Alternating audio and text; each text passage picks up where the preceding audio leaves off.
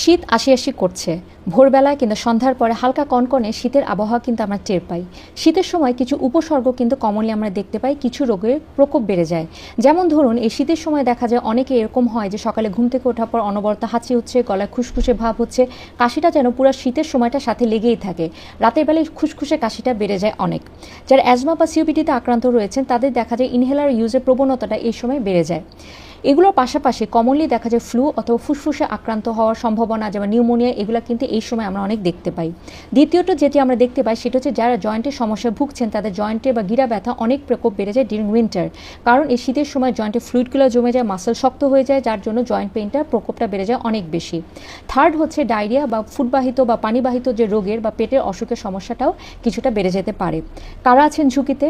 যারা শিশু এবং আমাদের পরিবারের বয়োজ্যেষ্ঠ, তারা এই কমনলি এই ফ্লু বা ফুসফুসের সমস্যায় আক্রান্ত হতে পারেন। দ্বিতীয়ত যারা সিওপিডি, অ্যাজমা বা হাঁপানির সমস্যায় ভুগছেন।